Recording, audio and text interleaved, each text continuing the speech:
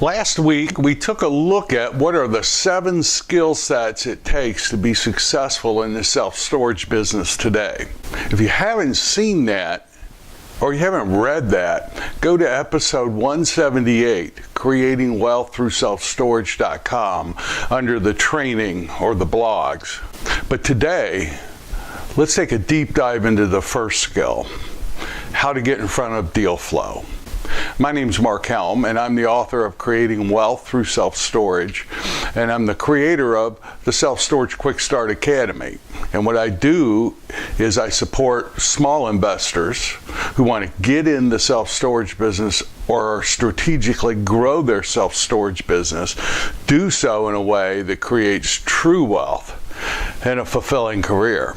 So let's take a deep dive into what it takes to really get in front of a lot of deal flow. Now, keep in mind, my background is a commercial real estate agent. That was my entry point into the world of self-storage, as a commercial real estate agent. So I'm, biased in that way of working with realtors. So everything I say, keep that in mind. That's my background. Now, what I'm going to share with you works well for our group and works well for a number of the people that I work with. Basically, I think there are 2 primary ways to get in front of deal flow, and I'm going to call them active and passive. So let's talk about active. Actively, I spend the majority of my time developing relationships. I spend about 90% of my time hanging out where people who are selling self-storage hang out. And who are those people? Well, primarily they're the commercial real estate agents that specialize in self-storage. I would say the vast majority of storage facilities that we own today were listed properties. Yes, we do get some off-market deals, and we're even going to talk about that in this episode. But the reality is, the vast majority of what at least we purchase and the people I work with purchase are properties that are for sale. So if you're in the business of buying self-storage, which is what this is about, developing a business to get in the business of self-storage. If you're in the business of getting in self-storage, seems to me you would want to be with and hang out with people who are in the business of selling self-storage. So that's what we're going to start this conversation on. So what I teach people to do is to pick a primary focus area, and not a city, like a state or a region of the country. Yes, you can buy deals anywhere, but pick an area that you want to own, you want to control. Over a period of time, you want to be known as the person in that part of the country that buys self-storage. And then what I would do is define that region. Could be the Southeast, the Southwest, the Midwest. Whatever area you select. In the residential world, we used to call that a farm area, and it was usually a neighborhood. But in the self-storage world, your world needs to be a little bigger. But pick that area. Then go online. Go to all the normal places you would go to see what's for sale. So, LoopNet, List, Marcus and Millichap, Colliers, CBRE, Argus, all of the normal places you go to look for properties for sale. And look at everything for sale within your target area. You've developed your business strategy, haven't you? We've talked about that. Well, whatever your acquisition strategy is, let's say it's buying 40,000 square feet or less that you're going to have as an unmanaged facility with a central office and a kiosk. Let's say that is your business strategy.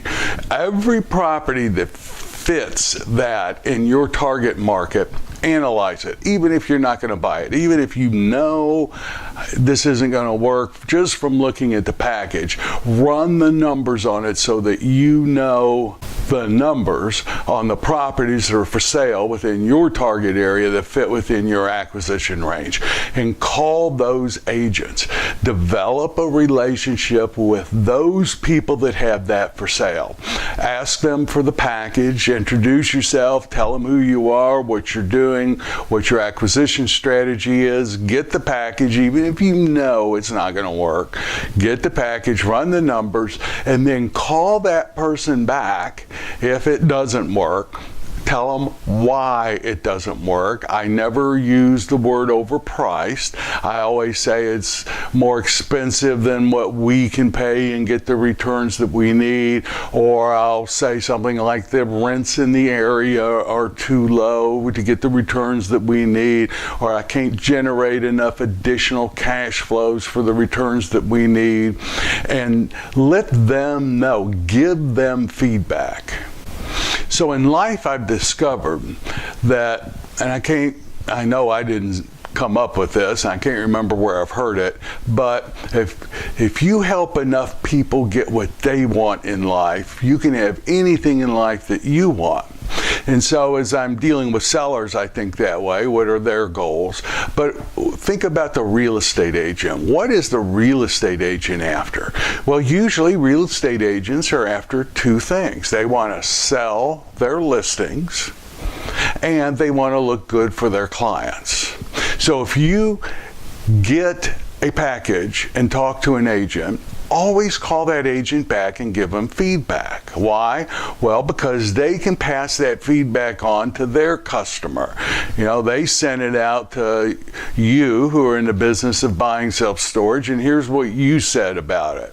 And if they get the same feedback enough times, eventually that property probably is going to come down in price. And who do you think that agent's going to call? The agent's going to call you because you've been in communication, you gave him the feedback, you literally helped that agent get the price reduced. Plus, let me share something with you. In the self-storage world today, most of these agents are listing agents. They don't do a lot of buyer's brokerage. They'll tell you that. But the majority of times, they're only going to sell one or two properties from a client in their entire career. But yet, they'll deal with the same buyers over and over and over again. Get and understand that these real estate agents, even though they're listing agents, they want to develop good relationships with people who buy self-storage. So they want a relationship with you if you're a buyer of self-storage. And here's the thing, once you buy one, then who you are in the world of self-storage totally changes. You're no longer a prospect. You're no longer someone looking at self-storage. In the world of self-storage, you become a buyer. And once you're a buyer, then you get in front of more deal flow than you can imagine. So I have probably 3 to 5 agents out there that know what we buy. And I'll very often get a call that they're going to be listing a property, or they want to send me the package. This package hasn't hit the market yet. There's going to be mistakes in it, but here's the package. This looks like something you would want. Look it over and tell me if you want to buy it. And I get more properties in my inbox than I could possibly buy. Why? Well, because I've developed the relationships with the people who sell self-storage.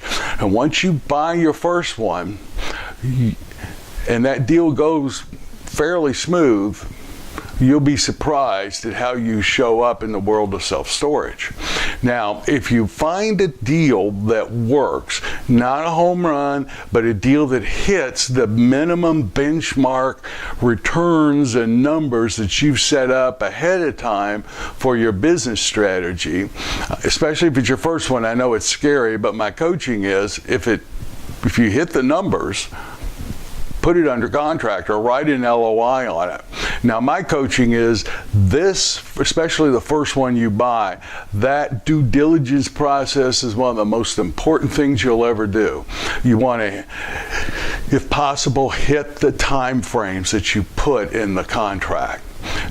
my coaching is never go into a deal at one price knowing that you're going to negotiate it lower at a later date. Yes, sometimes in the due diligence things come up and we have to negotiate or somebody has to do something, but I never go into a deal that way. Who I want to show up as, and what I train people, show up for those agents as someone who does what they say they're going to do within the time frames that they say they're going to do it. And if they can't hit those time frames, the agent's the first one to know. Because if that agent is in the loop or gets the perception of being in the loop and they can communicate with their seller, you're helping that agent fulfill the second most important thing to them, which is to look good for their clients. And your first deal goes fairly smooth and you close on it. How you show up in the world of self-storage or for these agents is totally different, and they will start sending you deals. And the reality is you only need 1, 2, or 3 people out there thinking about you as they're in the marketplace, and you'll be surprised at the number of projects you'll get. That takes time, and it takes a strategic approach. And we're getting in and we're growing our self-storage business strategically. We're in for the long haul, not the transactions. If 1 or 2 of these real estate agents get the impression that you're deceptive or that you don't negotiate in good faith, you will be surprised how very few deals start coming your way. Don't be that person. I'm sure you're not. The people who tend to watch this training over and over again usually are not those people. That is my approach, actively getting in front of good deal flow. Now let's talk about passively. In your target area, it's also good to begin. Now this is a long play. Sometimes something will come up immediately, but you cannot build a career on that. This is the long play. But get to develop relationships with the sellers in your target area. And how we do that, there's a number of ways to do it, but how we do that is we buy lists of self-storage owners in states that are within our target area. Yes, you got to pay for those lists. I can't even remember how I got them. Daily they show up in my inbox. I guess just Google who sells lists, but I've got more. I just have to delete them every day. I don't unsubscribe because I may want to buy more lists in the future. Buy the list, delete off that list the REITs and some of the major big players. And what you're left with are the people that own 1, 2, or a small portfolio of properties in your target area. And then just be in communication with them regularly, quarterly, twice a year, whatever you come up with. You can send postcards, you can send newsletters, you can write a letter. My suggestion is just give something of value every time. Talk about the sales, what's sold since in this quarter in your state, and give them prices or give them some useful information, not much. 1 paragraph. Since I talked to you last, there's been 3 sales. One was $56,000 in southern part of the state, and it went for $3,247,000 or $51 a square, whatever, however you want to do it. Give them useful information. I typically go that route simply because I want to begin to shape expectations on pricing. But I give them information, then I tell them I'm a buyer, and if you ever are in the market to sell or get out of the business, consider us first. We can tend to pay more money before it's listed. Now, my experience is most of the properties in whatever target area you're after are owned by mom and pops who just own 1 property. And at some point in their life, they're going to go through a life change where it's now time to consider selling the self-storage facility. If my letter happens to hit in or about that time, they'll pick the phone up and call me because my number's on that letter. Sometimes they save it and put it in a Rolodex, but most of the time I get the calls right after I've mailed the letter. Now, I could not make a career on that, but we have looked at a number of them and purchased and helped other people purchase a few of them.